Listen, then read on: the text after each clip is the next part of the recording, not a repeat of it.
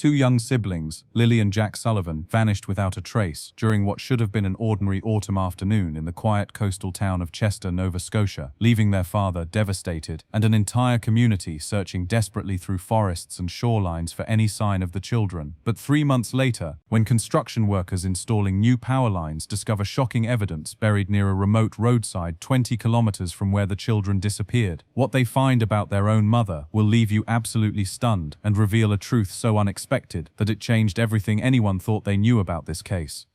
Chester, Nova Scotia sits like a hidden gem along the province's south shore, where the Atlantic Ocean meets rolling hills dotted with century-old oak trees and weathered fishing villages. With a population of just over 1,000 residents, this was the kind of place where everyone knew everyone, where children rode their bicycles freely down tree-lined streets, and where the biggest excitement usually came from the annual Chester Race Week sailing regatta each August.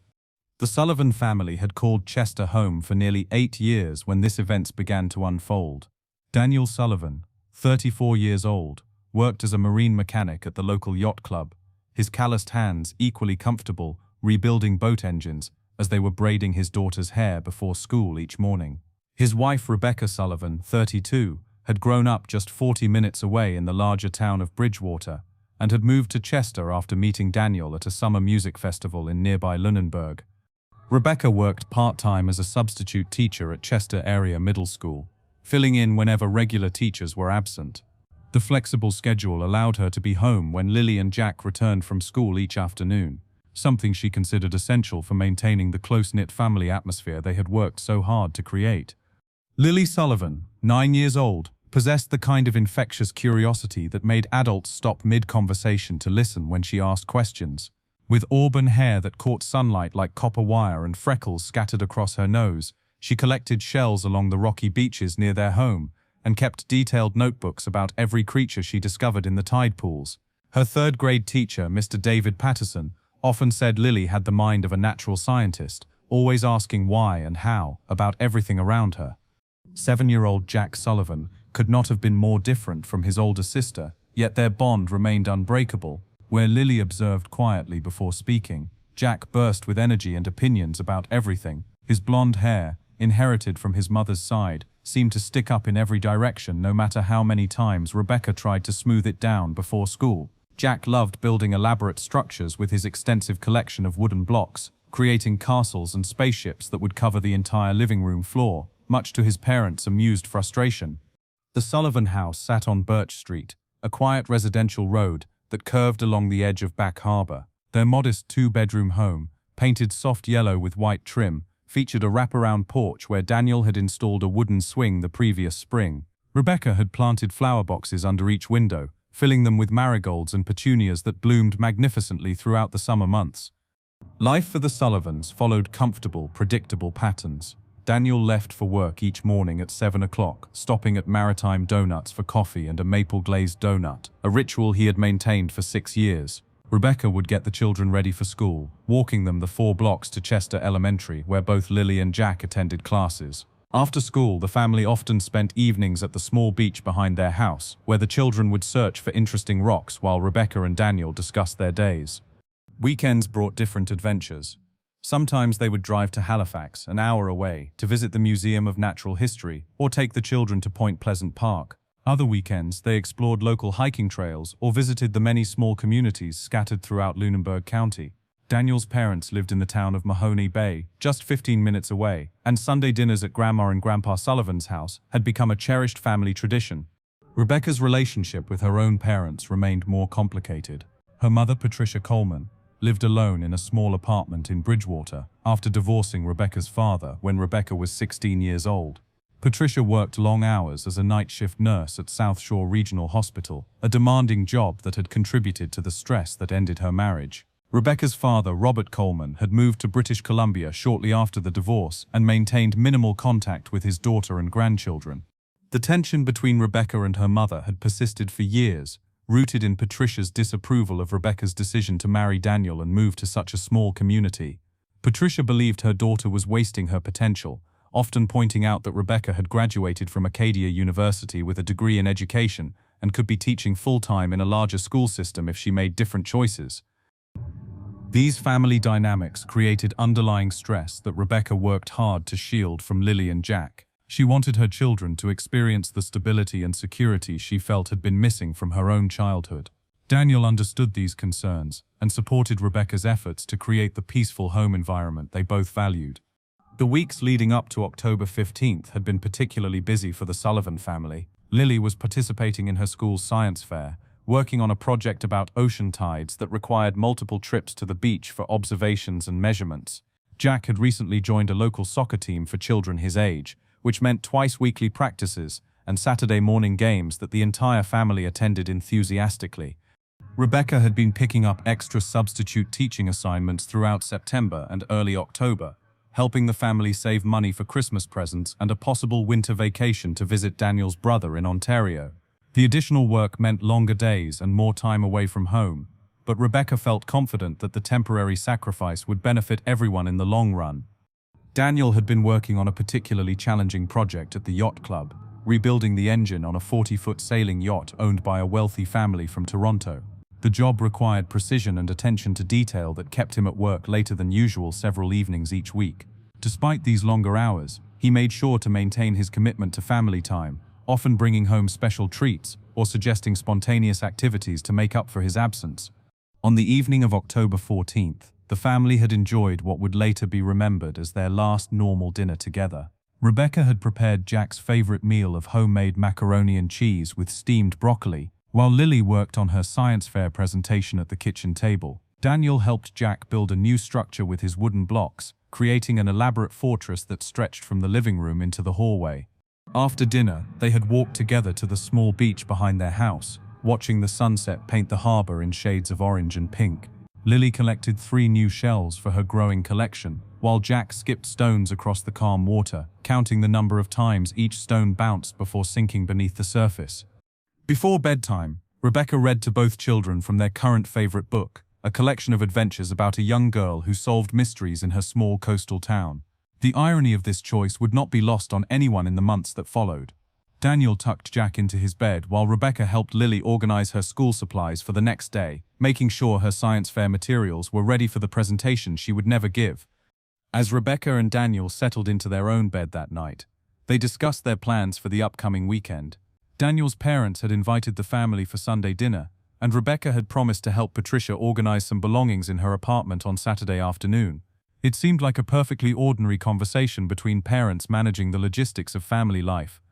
Neither Rebecca nor Daniel had any reason to suspect that October 15th would become the date that divided their lives into before and after, the day that would transform them from a happy family into the subjects of newspaper headlines and police investigations. The children slept peacefully in their beds, dreaming whatever dreams 9-year-old and 7-year-old minds create, completely unaware that morning would bring events that would change everything forever. October 15th dawned grey and overcast, with the kind of persistent autumn drizzle that made Nova Scotia coastlines look like watercolor paintings. Rebecca woke at 6:30, as she had every weekday morning for the past 8 years, immediately checking the weather forecast on her phone. The rain was expected to stop by mid-morning, with partly cloudy skies developing throughout the afternoon. Daniel had already left for work, departing 20 minutes earlier than usual because he wanted to finish the yacht engine project before the weekend. He left a note on the kitchen counter, written on the back of an envelope, telling Rebecca he loved her and reminding her to check Jack's backpack for the permission slip that needed to be returned to his teacher that day. Rebecca moved through her morning routine with practiced efficiency. She prepared breakfast while the children got dressed, making Lily's preferred peanut butter toast cut into triangles and Jack's favorite scrambled eggs with cheese. She packed their school lunches, including the apple slices that Lilly always requested and the extra granola bar that Jack inevitably wanted for afternoon snack time. Both children seemed unusually energetic that morning, excited about different aspects of their school day. Lilly was scheduled to present her science fair project to a panel of judges, including the school principal and 2 high school students who served as science mentors. She had practiced her presentation the previous evening, explaining how moon phases affected ocean tides and demonstrating her understanding with carefully drawn charts and graphs. Jack was looking forward to soccer practice after school, the first time his team would scrimmage against players from the neighboring town of New Ross. His coach had promised that parents could stay to watch if they arrived early enough to claim seats on the small bleachers beside the elementary school field. The walk to school proceeded normally, with Rebecca holding Jack's hand while Lily walked slightly ahead, her backpack bulging with science fair materials. They encountered several other families making the same journey, exchanging the usual pleasantries about weather and weekend plans. Nothing seemed different or concerning about any aspect of the morning routine. Rebecca dropped both children at their respective classrooms, reminding Lily to speak clearly during her presentation and telling Jack to listen carefully to his teacher's instructions about the afternoon soccer practice. She kissed both children goodbye, a gesture that seemed unremarkable at the time, but would later be remembered as their final moment of normal family interaction. After leaving the school, Rebecca drove to the grocery store to purchase ingredients for the weekend meals she had planned. She needed ground beef for Saturday's spaghetti dinner and ingredients for the apple crisp she wanted to bring to Sunday dinner at Daniel's parents' house. The grocery shopping took approximately 45 minutes, during which Rebecca encountered two other mothers from the children's school and spent several minutes discussing upcoming Halloween costume plans. Rebecca returned home at 10:15 and spent the rest of the morning working on lesson plans for the following week's substitute teaching assignments.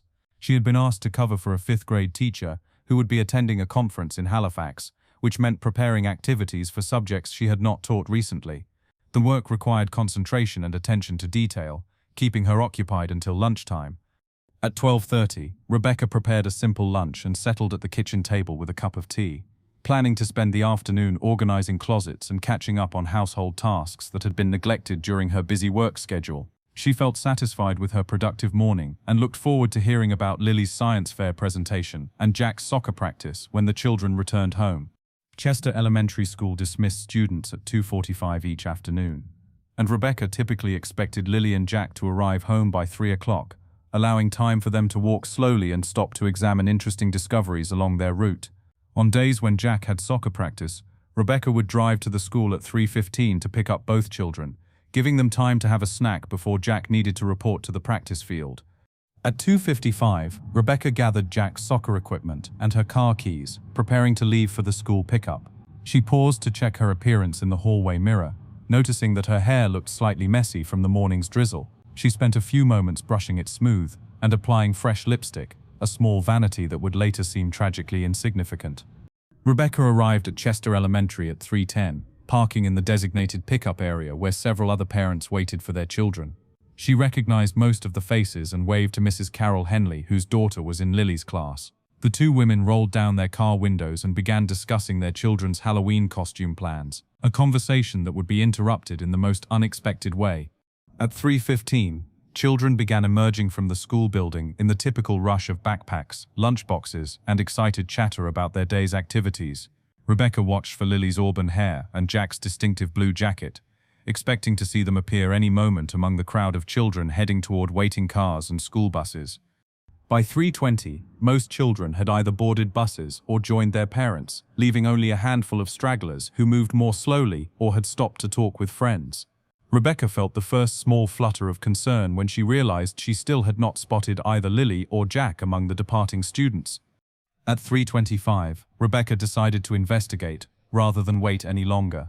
She parked her car and walked toward the school building, expecting to find her children inside, perhaps delayed by a conversation with a teacher or a last-minute search for misplaced homework. The school's main entrance remained open, with Mrs. Linda Grant, the school secretary, visible through the glass doors.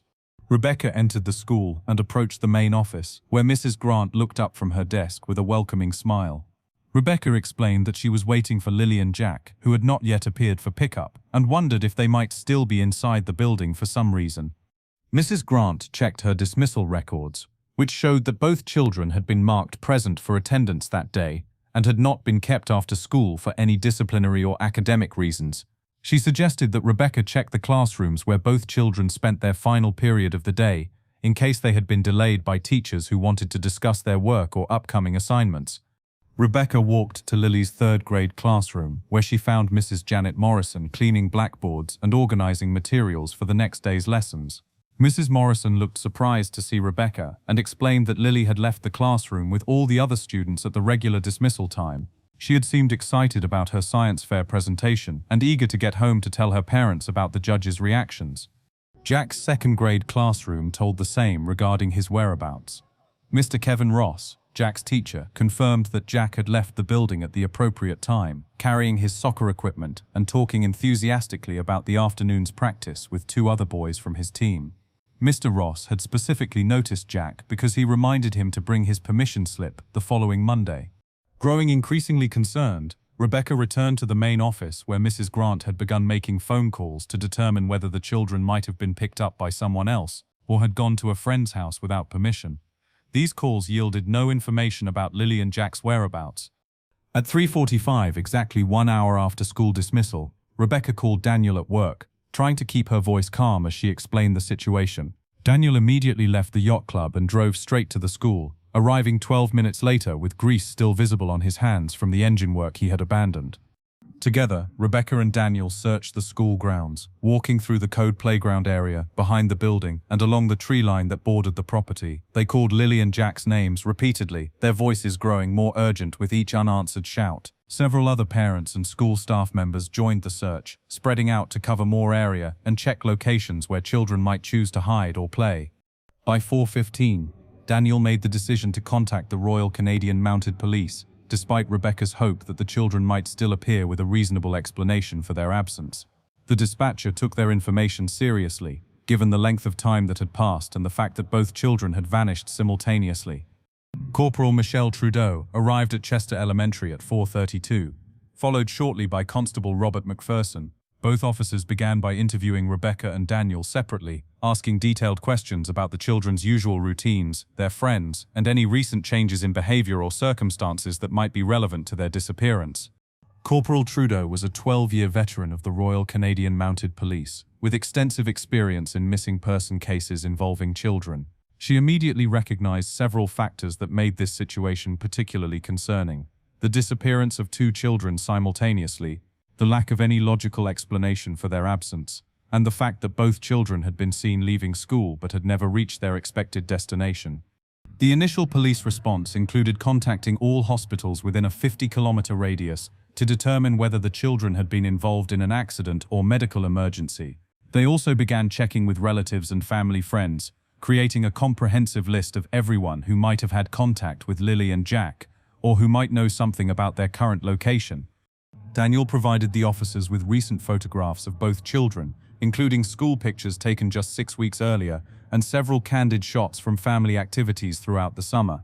Rebecca gave detailed descriptions of the clothing each child had worn to school that morning: Lilly in dark blue jeans, a pink sweater, and white sneakers; Jack in khaki pants, a red shirt, and his distinctive blue jacket with reflective stripes.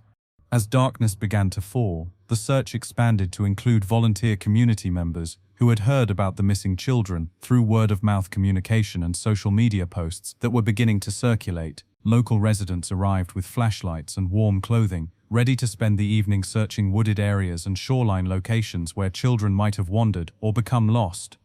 Daniel's parents, Robert and Catherine Sullivan, arrived from Mahone Bay shortly after 6 o'clock, having driven immediately after receiving Daniel's phone call. Catherine took charge of organizing food and hot drinks for the volunteer searchers, while Robert joined the men who were systematically checking barns, storage buildings, and other structures where children might seek shelter. Rebecca's mother, Patricia Coleman, presented a more complicated situation when she arrived from Bridgewater at 7:15. Patricia immediately began questioning Rebecca's parenting decisions and suggesting that the children's disappearance might be connected to what she characterized as insufficient supervision.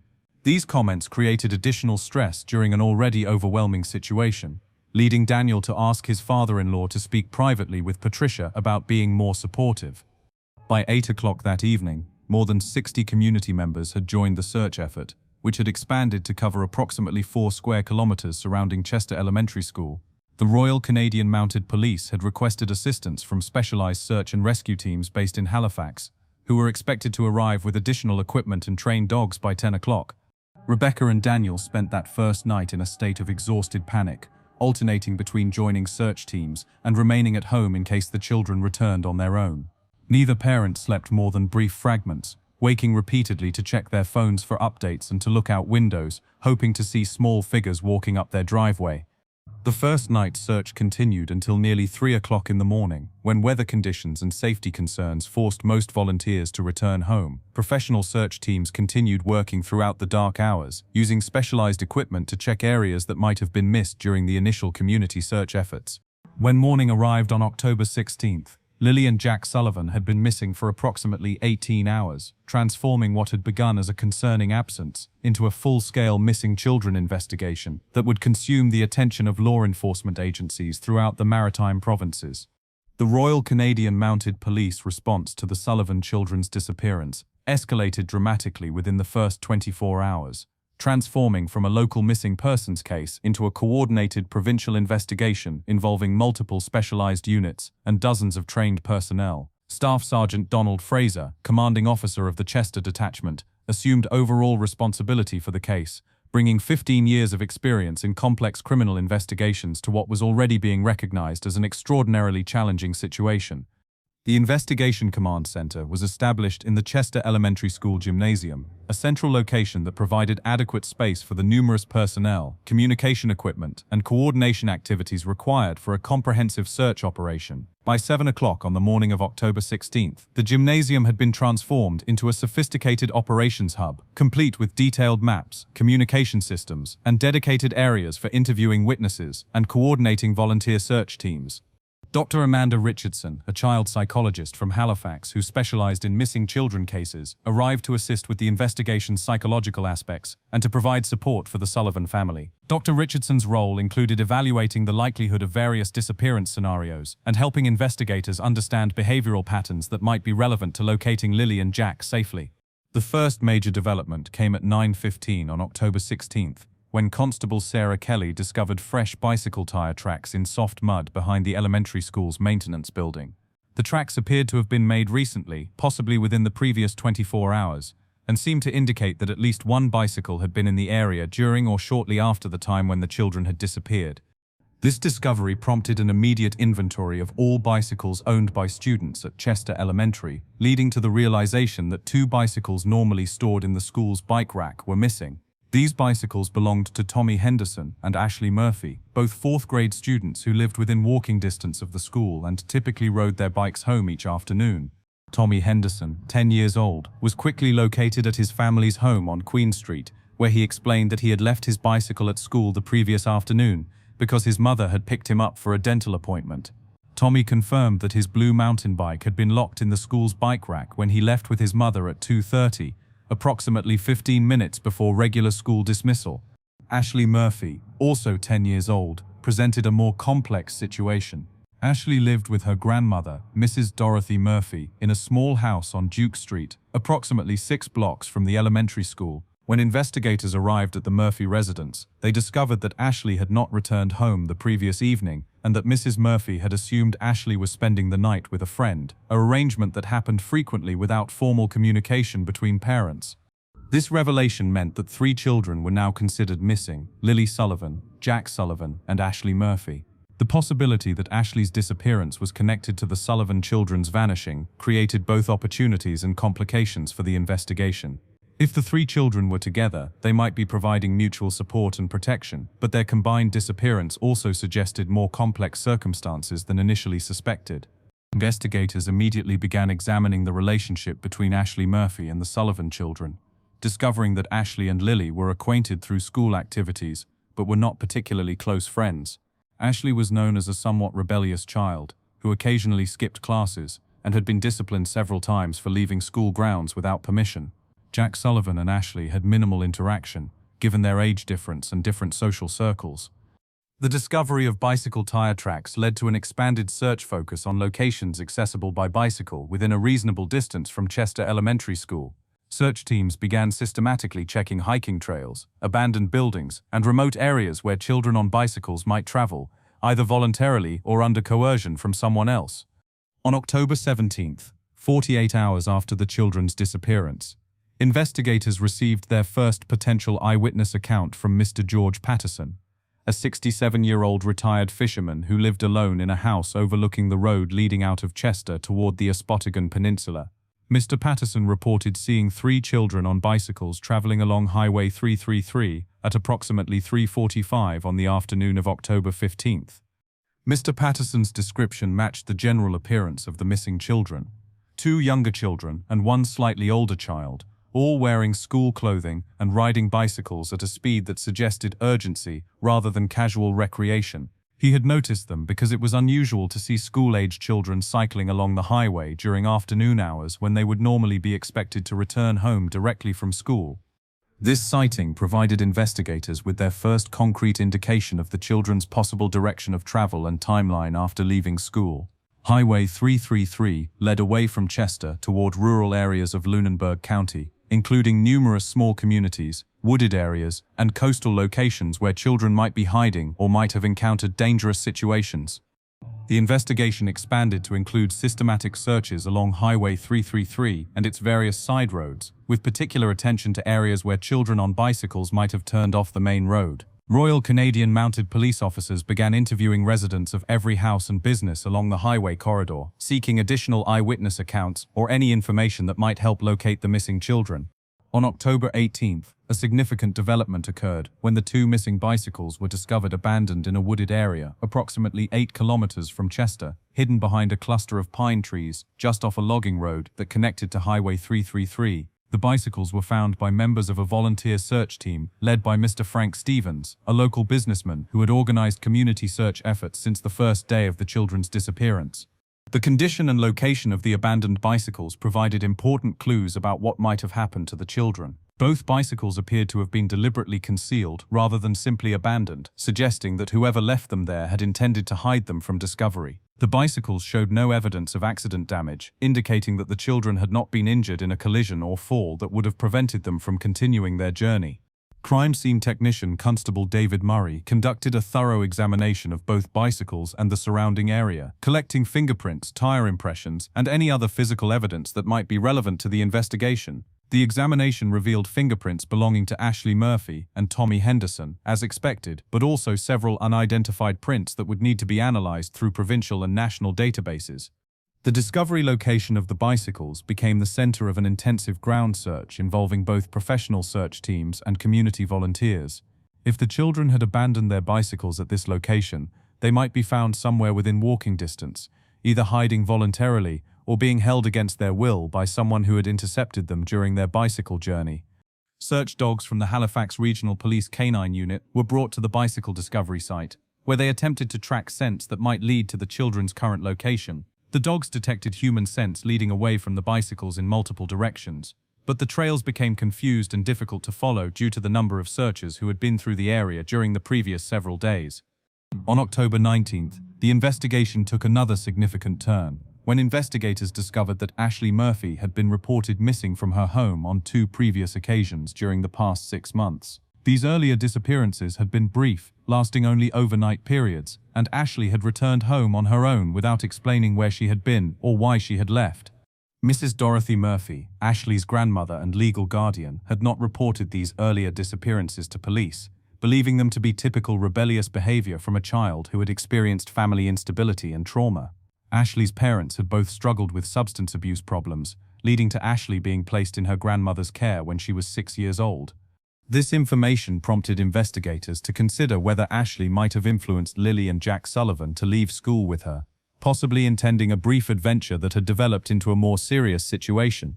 The theory suggested that Ashley might have convinced the younger children to join her for what she presented as a fun excursion, without any of the children understanding the potential consequences of their actions. Psychological profiler Dr. Richardson evaluated this possibility and concluded that while Ashley might have initiated the children's departure from school, the extended duration of their absence suggested that external factors had prevented their return. Dr. Richardson believed that if the children had left voluntarily, they would have returned home within 24 hours, unless something had happened to prevent them from doing so. The investigation continued to expand, with Royal Canadian Mounted Police officers conducting interviews throughout Lunenburg County and neighboring regions. They spoke with gas station attendants, store clerks, restaurant employees, and anyone else who might have observed 3 children traveling together on October 15th, or in the days immediately following their disappearance. These interviews produced several additional potential sightings, but none could be definitively confirmed as involving the missing children. The The most promising report came from a convenience store clerk in the town of New Germany, approximately 30 kilometers from Chester, who believed she had seen 3 children matching the descriptions on October 16th, the day after their disappearance. The clerk, Mrs. Helen Rodriguez, reported that 3 children had entered her store at approximately 11 o'clock in the morning, purchasing snacks and drinks with money that appeared to be primarily quarters and smaller coins. The children had seemed nervous and had left quickly without engaging in the casual conversation that was typical of local children who frequented the store. Mrs. Rodriguez's description of the children matched the general appearance of Lily, Jack, and Ashley, including details about clothing that had not been released to the general public. However, New Germany was a considerable distance from where the bicycles had been found, raising questions about how the children might have traveled such a distance without being observed by other witnesses. The possibility that the children had traveled to New Germany led to expanded search efforts in that area, including systematic searches of wooded areas, abandoned buildings, and any locations where children might seek shelter. Local residents in New Germany and surrounding communities organized their own volunteer search efforts, checking barns, storage sheds, and other structures on private property. As the investigation entered its first week, media attention intensified significantly, with television news crews from Halifax and other maritime cities establishing a presence in Chester. The increased publicity brought both benefits and complications, generating numerous tips and potential leads, while also creating pressure on investigators and additional stress for the Sullivan family. Rebecca and Daniel Sullivan struggled to maintain hope while managing the overwhelming attention and demands created by their children's disappearance. They participated in press conferences and television interviews, pleading for any information that might help locate Lily and Jack safely. The emotional toll of their situation was evident to everyone who encountered them, yet they continued to cooperate fully with all aspects of the investigation. The Royal Canadian Mounted Police issued regular public updates about the investigation's progress, appealing for continued community assistance while being careful not to release information that might compromise their efforts or endanger the missing children. Staff Sergeant Fraser emphasized that the investigation remained active and that every possible lead was being pursued with appropriate resources and attention. By October 22nd, exactly 1 week after the children's disappearance, investigators had interviewed more than 200 potential witnesses, searched hundreds of square kilometers of territory, and followed up on dozens of reported sightings throughout the maritime provinces. Despite these extensive efforts, the location and condition of Lily Sullivan, Jack Sullivan, and Ashley Murphy remained unknown, creating growing concern about their safety and well-being. The second week of the investigation brought a series of developments that significantly complicated the search for the missing children, while simultaneously raising disturbing questions about the circumstances surrounding their disappearance. On October 23rd, 8 days after Lily, Jack, and Ashley had vanished, investigators received an anonymous telephone call that would fundamentally alter the direction of their investigation. The caller, whose voice was electronically disguised, contacted the Royal Canadian Mounted Police tip line at 11:27 in the evening, claiming to have information about the missing children's whereabouts. The caller stated that the children were safe but hidden, and that they would remain unharmed as long as police discontinued their search efforts and stopped publicizing the case through media outlets. The brief call lasted only 43 seconds before the connection was terminated, but audio technicians were able to determine that the call had been made from a payphone located outside a gas station in the town of Bridgewater, approximately 40 kilometers from Chester. This location was significant because it placed the caller relatively close to the area where the children had disappeared, suggesting local knowledge of the case details. Staff Sergeant Fraser immediately ordered surveillance of all payphones in Bridgewater and surrounding communities, while technical specialists attempted to analyze the electronic voice disguise technology used by the caller. The voice alteration appeared to be sophisticated, possibly indicating that the caller had access to professional audio equipment or specialized knowledge of communication technology. The anonymous call created a difficult dilemma for investigators and the Sullivan family. If the caller was truthful about holding the children safely, discontinuing search efforts might prevent harm to Lily, Jack, and Ashley. However, if the call was a hoax or misdirection tactic, reducing search intensity could waste valuable time during which the children might be in genuine danger. Dr. Richardson advised investigators that anonymous calls in missing children cases were statistically more likely to be hoaxes than genuine communications from kidnappers. However, she also emphasized that the sophistication of the voice disguise and the specific timing of the call suggested someone with detailed knowledge of the investigation, making it impossible to dismiss the communication entirely. The decision was made to continue search efforts while implementing additional security measures to protect the investigation's integrity and prevent potentially harmful information from reaching whoever had made the anonymous call. Public statements would be more carefully controlled, and certain operational details would be restricted to essential personnel only. On October 24th, the investigation took another unexpected turn when Royal Canadian Mounted Police officers discovered that Rebecca Sullivan had been receiving regular telephone calls from an unknown number during the 2 weeks preceding her children's disappearance. Phone records analysis revealed 8 calls between October 1st and October 14th, each lasting between 5 and 12 minutes, made from different payphones throughout Lunenburg County. When confronted with this information during a follow-up interview, Rebecca initially denied having any knowledge of these calls, claiming that she could not remember receiving any unusual telephone communications during that time period.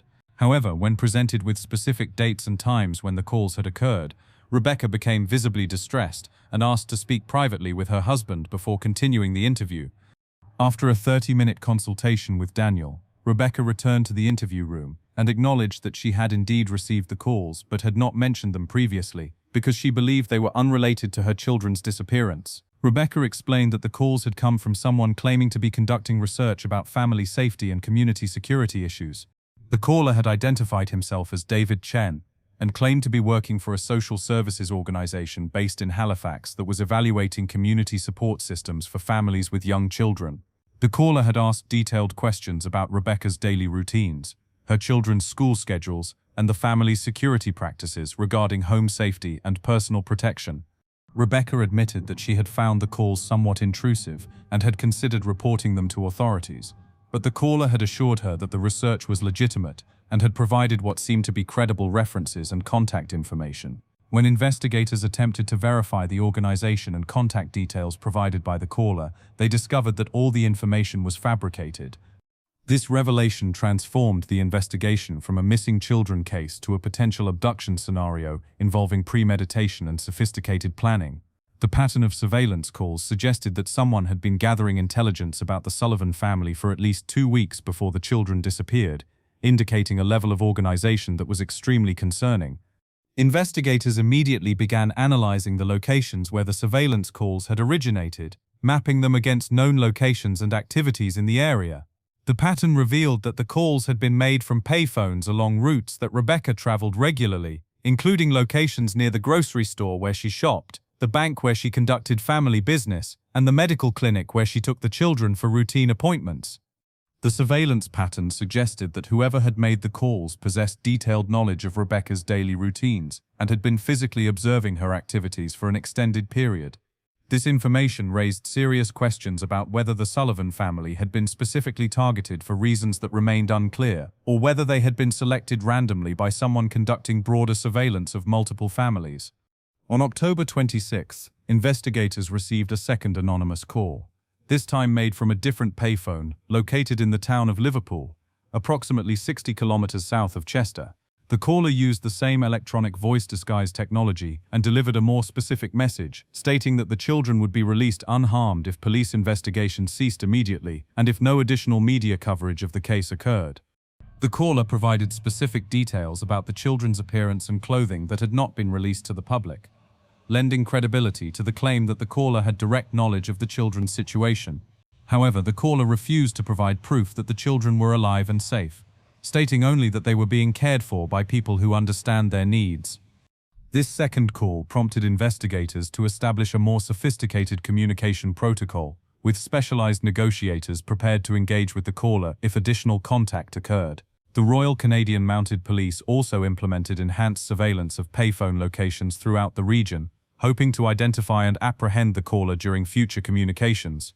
Meanwhile, the search for physical evidence continued to yield significant results. On October 27th, crime scene technicians completed their analysis of fingerprints recovered from the abandoned bicycles, identifying several sets of prints that did not belong to any of the missing children or to any individuals in local law enforcement databases. These unidentified fingerprints were submitted to national and international criminal databases, producing a potential match with prints associated with a series of property crimes that had occurred in New Brunswick during the previous 18 months. The crimes involved break-ins at homes where families with young children lived, though no children had been harmed or abducted during these incidents. The potential connection to property crimes in New Brunswick suggested that the children's disappearance might be related to broader criminal activity involving multiple jurisdictions. Royal Canadian Mounted Police investigators began coordinating with New Brunswick authorities to determine whether the cases were connected and whether similar crimes had occurred in other maritime provinces.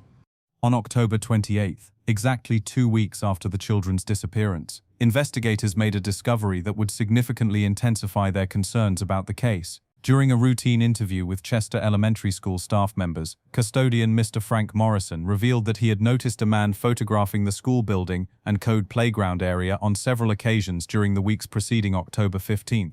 Mr. Morrison, who had worked at the school for 6 years, explained that he had observed the man on at least 3 separate occasions, always during afternoon hours when children were present on the code playground during recess periods. The man appeared to be in his 30s or 40s, drove a dark-colored sedan, and used what appeared to be professional photography equipment with telephoto lenses. When Mr. Morrison had approached the man during one of these incidents, the man had claimed to be documenting rural school facilities for an educational research project. He had shown Mr. Morrison what appeared to be official identification and had provided contact information for his supposed employer, an educational consulting firm based in Toronto. Investigators immediately attempted to verify the educational consulting firm and found that, like the social services organization mentioned in the surveillance calls to Rebecca, it did not exist. The identification shown to Mr. Morrison had been sophisticated forgeries that would have appeared legitimate to someone without specialized training in document verification. This information confirmed that the Sullivan children's disappearance was part of a carefully planned operation involving extensive surveillance and preparation. The combination of surveillance calls to Rebecca, photography of the school, and detailed knowledge of family routines indicated a level of organization typically associated with professional criminal activity rather than spontaneous or opportunistic crimes. The investigation team was expanded to include specialists in organized crime and human trafficking, given the possibility that the children's disappearance might be connected to broader criminal networks operating throughout the maritime provinces. These specialists brought expertise in investigating complex cases involving multiple jurisdictions and sophisticated criminal organizations. On October 29th, Rebecca Sullivan was interviewed again, this time by investigators who had been trained in detecting deception and identifying inconsistencies in witness statements. During this interview, Rebecca's behavior and responses raised additional questions about whether she was providing complete and accurate information about the circumstances surrounding her children's disappearance. Rebecca appeared increasingly nervous and evasive when asked about her activities and whereabouts during the days immediately preceding October 15th. She claimed to have difficulty remembering specific details about her daily routines and seemed reluctant to provide information about people she had encountered or conversations she had engaged in during that time period. When asked specifically about her relationship with her mother, Patricia Coleman, Rebecca became visibly emotional and requested multiple breaks during the interview. She eventually acknowledged that she and her mother had been involved in several serious arguments during the weeks before the children disappeared, disagreements that centered on Patricia's belief that Rebecca was an inadequate mother who was failing to protect her children properly. These family tensions had escalated to the point where Patricia had threatened to contact social services about her concerns regarding Rebecca's parenting abilities. Patricia had also suggested that she might seek legal custody of Lilly and Jack, claiming that she could provide them with better care and supervision than Rebecca was capable of providing. Rebecca admitted that these threats from her mother had caused her significant stress and anxiety, affecting her sleep patterns and her ability to concentrate on daily responsibilities. She had not discussed these problems with Daniel because she did not want to burden him with additional family conflicts while he was dealing with increased work pressures. The revelation of family conflicts and Patricia Coleman's threats to seek custody of the children introduced another potential motive for the disappearance. Investigators began examining whether Patricia might be involved in the children's vanishing, either directly or through coordination with other individuals who shared her concerns about Rebecca's parenting. As October came to an end, the investigation had generated numerous leads and possibilities, but the location of Lilly, Jack, and Ashley remained unknown. The complexity of the case continued to grow, with evidence suggesting organized criminal activity, family conflicts, and potentially dangerous individuals who possessed detailed knowledge of the children's routines and vulnerabilities. The Sullivan family struggled to maintain hope while dealing with increasing scrutiny of their personal lives and relationships. Community support remained strong, but the extended duration of the children's absence was beginning to create doubt about whether they would ever be found alive and unharmed. 3 months and 4 days after Lilly and Jack Sullivan vanished without a trace, construction worker Marcus Rodriguez was preparing to install electrical support cables along Highway 333 when his shovel struck something buried approximately 18 inches beneath the sandy soil beside the roadway. What emerged from that shallow grave would transform the investigation from a missing persons case into one of the most shocking family deceptions ever documented in maritime criminal history. The partially decomposed remains of what appeared to be children's clothing were wrapped carefully in plastic sheeting, along with several personal items that investigating officers would later confirm belonged to the missing Sullivan children. Among these items were Lily's distinctive purple hair ribbon, Jack's small soccer trophy from the previous season, and a handwritten note in Rebecca Sullivan's unmistakable cursive handwriting.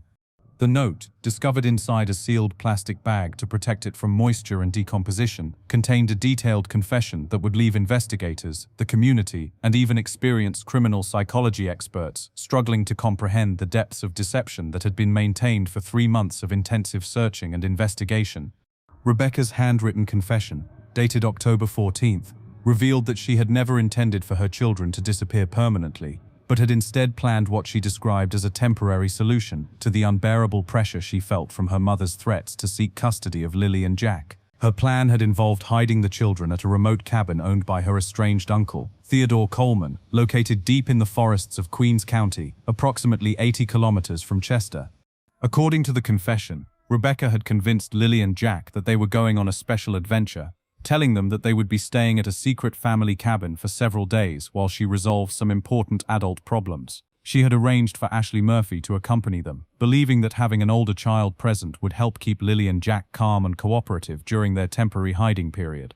Rebecca's plan had been to maintain the children at the cabin for approximately 1 week, allowing enough time for what she hoped would be a massive search effort that would demonstrate to her mother and to social services that she was a caring, dedicated parent whose children were precious and well-loved. She intended to discover the children herself, claiming that she had received an anonymous tip about their location and to bring them home as a heroic mother who had never given up hope.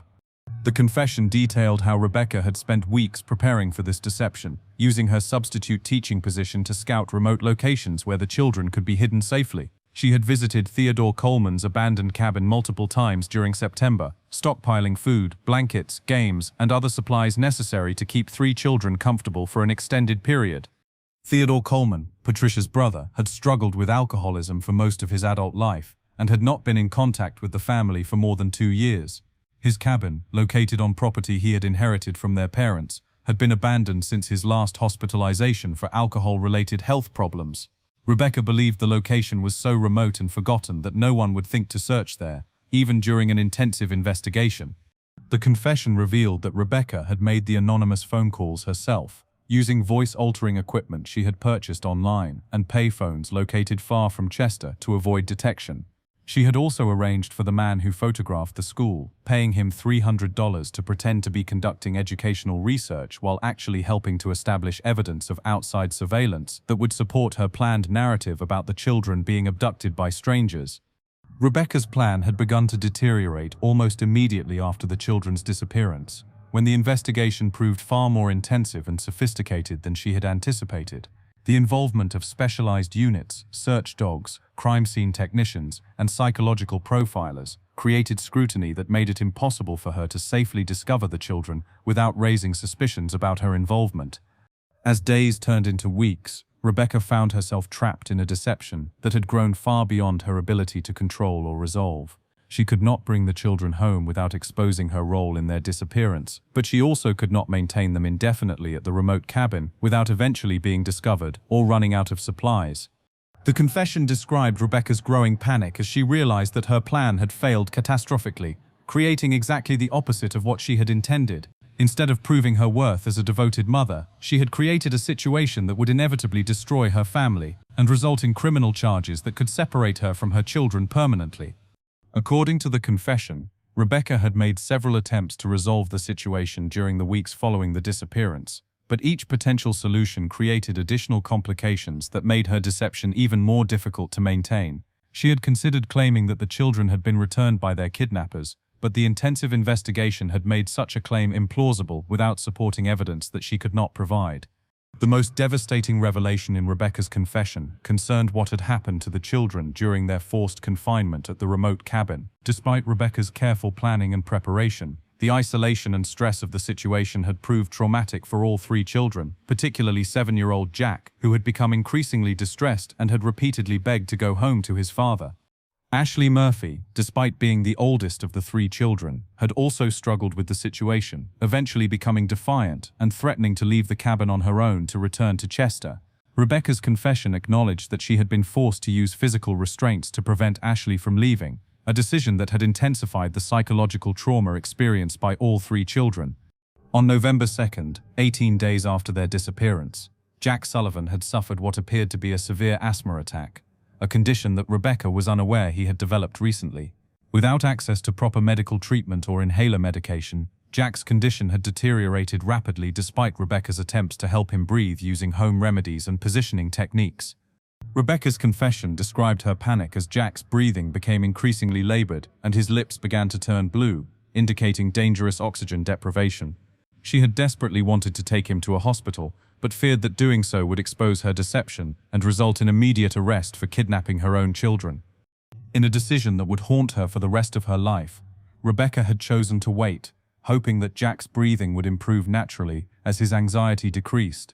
She had held him throughout the night of November 2nd, trying to keep him calm while monitoring his breathing and praying that morning would bring improvement to his condition. Jack Sullivan had died in his mother's arms at approximately 4:30 in the morning, on November 3rd, 20 days after his disappearance, while his sister Lily slept fitfully nearby, and Ashley Murphy watched in horror from across the small cabin room. The cause of death was later determined to be acute respiratory failure resulting from severe asthma complicated by prolonged stress and inadequate medical intervention.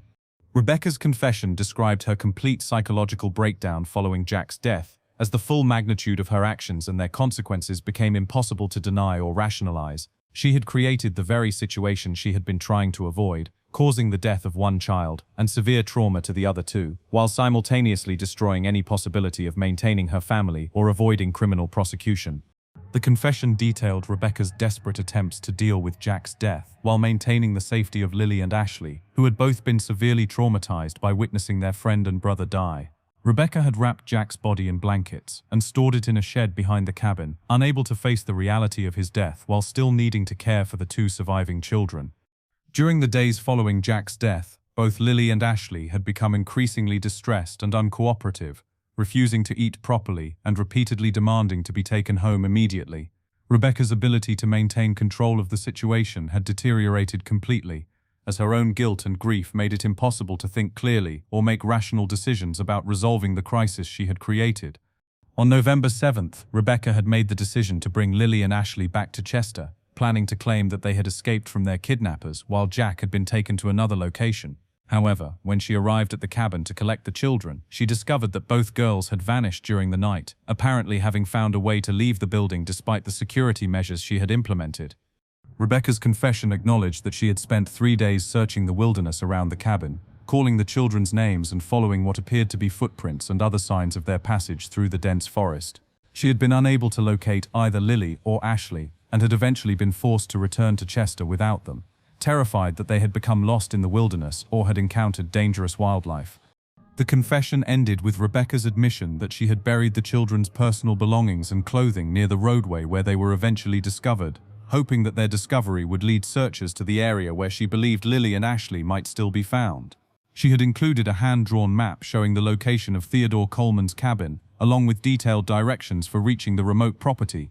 When Royal Canadian Mounted Police officers used Rebecca's map to locate the cabin on December 18th, they found Jack's decomposed remains exactly where the confession had indicated, along with extensive evidence of the children's presence and the traumatic circumstances of their confinement. The cabin contained children's clothing, food supplies, makeshift sleeping areas, and clear signs of the prolonged distress experienced by all three children during their forced isolation. However, despite intensive searches of the wilderness surrounding the cabin, no trace of Lily Sullivan or Ashley Murphy was found. Search teams used helicopters, tracking dogs, and ground-penetrating radar to examine hundreds of square kilometers of dense forest, but discovered no evidence of the missing girl's fate or current location. The discovery of Rebecca's confession and Jack's remains answered many questions about what had happened to the Sullivan children, but created new mysteries about the fate of Lilly and Ashley. Had they died in the wilderness after escaping from the cabin? Had they been found by someone else and taken to safety? Were they still alive somewhere, possibly being cared for by individuals who were unaware of their true identities? Rebecca Sullivan was arrested at her home on December 19th, charged with criminal negligence causing death, kidnapping, child endangerment, and multiple counts of misleading police investigation. Her confession had eliminated any possibility of denying her involvement in the events that led to her son's death and her daughter's continued disappearance. The arrest brought closure to some aspects of the case while intensifying the search for answers about what had ultimately happened to Lilly Sullivan and Ashley Murphy, two young girls who had vanished into the Nova Scotia wilderness during one of the most traumatic experiences any child could be forced to endure. The arrest of Rebecca Sullivan on December 19th sent shockwaves throughout the maritime provinces, transforming public perception of the case from a tragic mystery to a devastating example of how family dysfunction and desperation could lead to unthinkable consequences. The community of Chester, which had spent months organizing search parties and supporting the Sullivan family, struggled to comprehend the reality that one of their own had orchestrated the very tragedy they had worked so desperately to solve. Daniel Sullivan, who had spent nearly 3 months believing his wife was a fellow victim of their children's disappearance, faced the dual trauma of learning about Rebecca's deception while simultaneously losing his son and discovering that his daughter remained missing. The psychological impact of these revelations required immediate professional intervention, as Daniel experienced what mental health experts described as complicated grief, complicated by betrayal trauma. The legal proceedings against Rebecca Sullivan began in January, with Crown prosecutors filing charges that could result in life imprisonment if she were convicted on all counts. Rebecca's defense attorney, Thomas McLean from Halifax, indicated that his client intended to plead guilty to the charges, acknowledging full responsibility for her actions, while hoping that cooperation with ongoing efforts to locate Lilly and Ashley might influence sentencing considerations. During Rebecca's detailed testimony to investigators, she provided additional information about the children's psychological state during their confinement and their discussions about escape plans during the final days before they disappeared from the cabin. This information proved crucial for search teams attempting to predict the direction and methods the girls might have used when they left the remote location.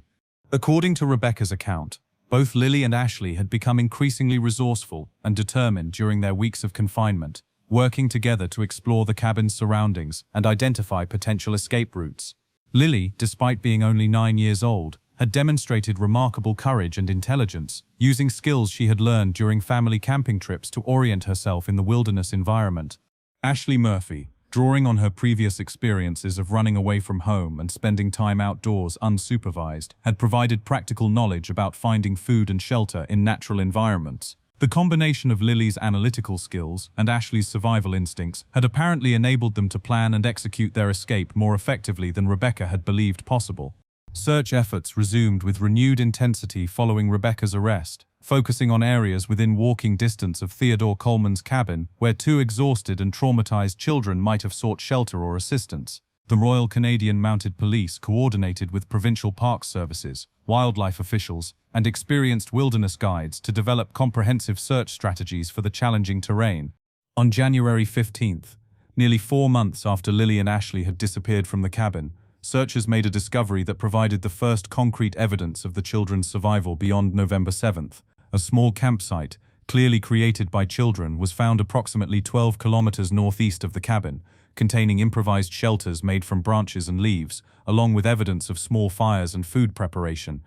The campsite showed signs of occupation for several days, possibly as much as a week, indicating that the children had initially survived their escape and had demonstrated remarkable ingenuity in creating temporary shelter in the wilderness. However, the site appeared to have been abandoned for months, raising questions about where the girls had gone after leaving this location. Additional evidence at the campsite included messages carved into tree bark, apparently created by Lilly using a sharp stone or piece of metal she had found. These messages included their names, the date they had arrived at the campsite, and directions they planned to travel when leaving the location. The messages indicated that the children had been attempting to reach Highway 333, where they hoped to find help from passing motorists. The discovery of the campsite provided searchers with a new direction and timeline for their efforts, but also highlighted the extraordinary challenges faced by two young children attempting to navigate dozens of kilometers of wilderness during late autumn weather conditions. Temperatures during November had frequently dropped below freezing at night, creating survival conditions that would challenge even experienced adults.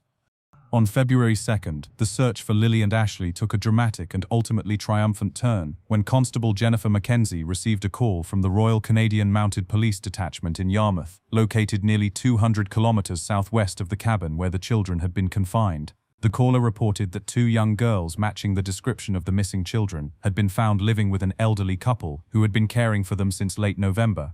Mr. George and Mrs. Clara Boudreau, both in their 70s, had discovered Lilly and Ashley collapsed from exhaustion and exposure near their remote farmhouse on November 28, 3 weeks after the children had escaped from Rebecca's confinement. The girls had been severely malnourished, dehydrated, and suffering from hypothermia, but had survived their 21-day wilderness journey through determination, mutual support, and extraordinary resourcefulness. The Boudreaux, who lived alone on a property that was not serviced by telephone or internet connections, had immediately taken the children into their home and had nursed them back to health, using traditional remedies and the kind of patient, gentle care that both girls desperately needed after their traumatic experiences. Neither child had been able to provide coherent information about their identities or circumstances during their first weeks of recovery. Lilly and Ashley had gradually recovered their physical health under the Boudreaux's care, but both children had remained largely uncommunicative about their experiences, apparently suffering from trauma-related selective mutism that prevented them from discussing what had happened to them. The elderly couple had decided to care for the children themselves rather than contact authorities, believing that official intervention might be more harmful than helpful for children who were clearly recovering from severe trauma. It was only in late January, when Lilly had finally begun speaking more freely, that the Boudreaux learned the children's true identities and realized they were the subject of the massive search effort that had been publicized throughout the maritime provinces. Mrs. Boudreaux had traveled to Yarmouth to contact police, while Mr. Boudreaux remained at the farm to provide continuity of care for the children during this transition. The reunion between Lilly Sullivan and her father Daniel represented one of the most emotional moments in maritime law enforcement history, as father and daughter were finally brought together after more than 4 months of separation, trauma, and uncertainty. Lilly had grown visibly thinner during her ordeal, but had demonstrated remarkable resilience and maturity that amazed everyone who met her during her recovery process. Ashley Murphy's reunion with her grandmother Dorothy proved equally emotional, though complicated by the need to address the family dysfunction and neglect that had contributed to Ashley's vulnerability in the first place. Social services officials worked carefully to ensure that appropriate support systems were in place before Ashley returned to her grandmother's care permanently. Both children required extensive psychological counseling to address the complex trauma they had experienced during their months of confinement, their brother and friend's death, their survival journey through the wilderness, and their adjustment to normal life after such extraordinary experiences. Child psychologists emphasized that their recovery would require years of patient, professional intervention combined with stable, supportive family environments. The Boudreaux family was recognized by the Royal Canadian Mounted Police and provincial government officials for their extraordinary humanitarian response to finding 2 lost children, and for providing the kind of compassionate care that had enabled both girls to survive and begin healing from their traumatic experiences. The couple's decision to care for the children personally, while unconventional, had clearly provided exactly what Lilly and Ashley needed during their most vulnerable period. Rebecca Sullivan's sentencing hearing took place in April, 6 months after her arrest, with Crown prosecutors seeking a sentence of 12 to 15 years imprisonment for her role in Jack's death and the trauma inflicted on the surviving children. Defense arguments focused on Rebecca's mental health struggles and her original intention to protect her children from what she perceived as threats to their well-being. The court heard extensive testimony about the psychological pressures Rebecca had experienced from her mother's custody threats, her social isolation, and her growing inability to cope with the demands of parenthood while dealing with untreated anxiety and depression. Mental health experts testified that Rebecca's actions, while inexcusable, had resulted from a combination of psychological factors that had impaired her judgment and decision-making abilities. Judge Harold McPherson ultimately sentenced Rebecca Sullivan to 8 years imprisonment for criminal negligence causing death and related charges, while emphasizing that no punishment could adequately address the magnitude of loss and trauma she had caused. The sentence reflected both the seriousness of her crimes and recognition of the psychological factors that had contributed to her tragic decisions.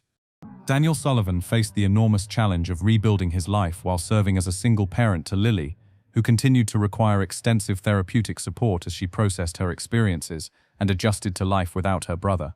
The father and daughter moved away from Chester to start fresh in a different community, seeking privacy and the opportunity to heal without constant reminders of their traumatic past. Ashley Murphy returned to her grandmother's care in Bridgewater, but with significantly enhanced support services, including regular counseling, educational assistance, and community programs designed to provide stability and positive adult relationships. The tragedy had highlighted the vulnerability of children in dysfunctional family situations and had prompted improvements in social services protocols for identifying and assisting at-risk families. The case prompted extensive examination of family court procedures, social services intervention protocols, and community support systems for families experiencing stress and dysfunction. Child welfare experts emphasized that Rebecca's desperate actions might have been prevented through earlier identification of family problems and appropriate intervention before the situation reached crisis levels. Theodore Coleman's abandoned cabin was demolished by provincial authorities, who determined that the remote location and its association with such traumatic events made it inappropriate for any future use. The property was eventually transferred to Provincial Park Services and designated as Protected Wilderness Area, ensuring that it would remain undeveloped and undisturbed. The community of Chester gradually healed from the shock and trauma of learning that one of their own had been responsible for the tragedy they had worked so hard to solve. The experience strengthened community bonds and led to enhanced programs for supporting families experiencing stress, identifying mental health problems, and providing resources for parents struggling with the challenges of raising children. The Royal Canadian Mounted Police used the Sullivan case as a training example for officers throughout the Maritime provinces, highlighting the importance of thoroughly investigating all family members and considering deception as a possibility even in cases where parents appear to be genuine victims. The case demonstrated that missing children investigations require sophisticated analysis of family dynamics and psychological factors, not just physical searches and evidence collection. 5 years after these events, Lilly Sullivan had grown into a thoughtful, resilient teenager who had channeled her experiences into advocacy work for missing children and support for families affected by trauma. Her survival and recovery provided inspiration for mental health professionals working with child trauma survivors, demonstrating the remarkable capacity of children to heal and thrive even after experiencing unimaginable adversity. Ashley Murphy had also demonstrated remarkable resilience, excelling in school and developing strong relationships with mentors and counselors who had helped her process her experiences and build positive life skills. Her survival story became part of wilderness safety education programs, teaching other children about emergency survival techniques and the importance of mutual support during crisis situations. The case ultimately served as both a tragedy and a testament to the strength of human resilience, particularly the extraordinary capacity of children to survive, adapt, and ultimately thrive even after experiencing trauma that would challenge the strongest adults. The survival of Lilly and Ashley, while unable to diminish the tragedy of Jack's death, provided hope and inspiration for everyone who had been touched by their ordeal. The Sullivan family case stands as one of the most complex and heartbreaking examples in Canadian criminal history of how family secrets, mental health struggles, and desperate decisions can transform loving relationships into devastating tragedies that affect entire communities for generations. The events that unfolded in Chester, Nova Scotia during those months revealed profound truths about human nature, family dynamics, and the extraordinary resilience that children can demonstrate even in the most challenging circumstances. Perhaps the most significant lesson from this tragedy concerns the critical importance of recognizing and addressing mental health struggles before they escalate into crisis situations. Rebecca Sullivan's actions were not those of an inherently evil person, but rather the desperate choices of a mother whose anxiety, depression, and psychological pressures had overwhelmed her ability to think clearly and make rational decisions about protecting her children. The case highlighted how isolation and shame can prevent people from seeking help when they most need it, creating dangerous situations where problems compound rather than resolve. Rebecca's inability to communicate openly with her husband about her mother's threats, her growing mental health struggles, and her increasing feelings of inadequacy as a parent created the conditions that made her desperate plan seem reasonable to her distorted thinking. Mental health professionals who studied the case emphasized that early intervention programs, community support systems for struggling parents, and reduced stigma around seeking psychological help might have prevented the entire tragedy. Rebecca's case became a powerful argument for expanding access to mental health services and creating more effective ways to identify families in crisis before situations become dangerous.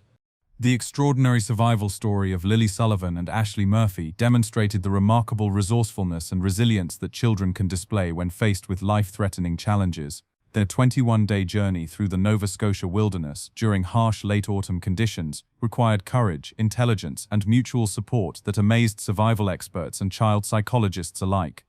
Their survival techniques, later documented by wilderness experts, included finding shelter in natural formations, identifying edible plants and berries, creating signals for potential rescuers, and maintaining psychological support for each other during their most difficult moments. These skills, combined with their determination to reach safety, enabled them to overcome challenges that would have defeated many adults.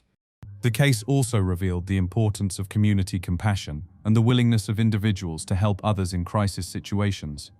George and Clara Boudreau's decision to care for two unknown children who appeared at their farmhouse demonstrated the kind of human kindness that can make the difference between life and death for vulnerable people. The Boudreaux' choice to provide personal care rather than immediately involving authorities proved controversial among some social services professionals, but ultimately provided exactly what the traumatized children needed during their most vulnerable period. Their patient, gentle approach to helping Lilly and Ashley recover physically and psychologically created the foundation for the girls' eventual return to normal life. The investigation itself provided valuable lessons for law enforcement agencies about the complexity of missing children cases and the importance of considering all possibilities, including deception by family members who appear to be victims. The Royal Canadian Mounted Police's thorough investigation, despite the emotional pressure to focus only on external threats, ultimately revealed the truth and enabled the surviving children to be found and rescued. The case demonstrated how sophisticated criminals can create elaborate deceptions involving multiple elements designed to mislead investigators and conceal their involvement in crimes. Rebecca's use of anonymous phone calls, staged evidence, and coordinated surveillance activities showed a level of planning that initially convinced experienced investigators that professional criminals were involved in the children's disappearance. For the community of Chester, the tragedy provided painful lessons about the limitations of community knowledge and support systems. Despite being a close-knit community where everyone knew everyone else, residents had been unaware of the serious problems developing within the Sullivan family and had been unable to provide the early support that might have prevented the crisis. The experience led to enhanced community programs for supporting families, identifying mental health problems, and providing resources for parents struggling with various challenges. Chester became a model for other small communities seeking to create more effective support networks for families experiencing stress or dysfunction. The legal aspects of the case raised important questions about how the justice system should respond to crimes committed by people experiencing severe mental health crises. Rebecca's sentence reflected an attempt to balance accountability for her actions with recognition of the psychological factors that had contributed to her decisions. Legal experts who studied the case emphasized the importance of comprehensive mental health evaluations in cases involving family violence or child endangerment, and the need for sentencing options that include intensive psychological treatment along with appropriate punishment. Rebecca's case became an example of how untreated mental health problems can lead to criminal behavior that destroys families and communities. The media coverage of the case highlighted both the benefits and risks of publicizing missing children cases. While publicity helped mobilize community search efforts and eventually contributed to identifying the children's location, it also created additional pressure on the family and investigators that may have complicated the situation. The case prompted discussions about responsible media coverage of missing children cases, particularly the importance of protecting family privacy while still generating appropriate public assistance for search efforts. Media organizations throughout the maritime provinces developed enhanced guidelines for covering such cases based on lessons learned from the Sullivan investigation. For child welfare professionals, the case emphasized the critical importance of early identification and intervention in families experiencing stress or dysfunction. The tragedy demonstrated how quickly family problems can escalate from manageable challenges to life-threatening crises when appropriate support systems are not available or utilized. The case led to improved training for social workers, teachers, healthcare providers, and other professionals who work with families, helping them recognize warning signs of crisis situations and respond more effectively to prevent tragedies. Rebecca's case became a powerful teaching tool for understanding how multiple risk factors can combine to create dangerous situations for children. Perhaps most importantly, the Sullivan case serves as a reminder that behind every news headline about missing children or family tragedies are real people whose lives are forever changed by events that often could have been prevented through earlier recognition of problems and appropriate intervention. The resilience demonstrated by Lilly Sullivan and Ashley Murphy provides hope and inspiration for other trauma survivors, while the tragedy of Jack's death serves as a permanent reminder of the stakes involved when families are in crisis. Their story continues to influence policy discussions about mental health services, child welfare systems, and community support networks throughout Canada and beyond. The case demonstrates that preventing such tragedies requires comprehensive approaches that address mental health, family support, community awareness, and early intervention programs working together to protect vulnerable children and families. The lasting legacy of this case lies not only in the changes it prompted in various systems and policies, but also in the reminder it provides about the fundamental importance of compassion, community support, and the extraordinary strength that human beings can demonstrate even in the face of unimaginable adversity. Today, as Lilly continues her advocacy work and Ashley pursues her education and personal goals, their survival and recovery stand as testament to the resilience of the human spirit and the possibility of healing even after experiencing profound trauma. Their story provides hope for other families facing crisis situations and demonstrates that with appropriate support, understanding, and time, it is possible to overcome even the most devastating circumstances and build meaningful, productive lives. If this deep investigation into the Sullivan family case has given you insights into the complexity of missing children investigations and the importance of community support during family crises, I encourage you to subscribe to Criminal Mind Cortex for more compelling true crime stories that explore not just what happened, but why these events occur and what we can learn from them to protect other families in the future. Share this video with others who might benefit from understanding how mental health struggles can escalate into family tragedies, and remember that reaching out for help during difficult times is always a sign of strength, not weakness.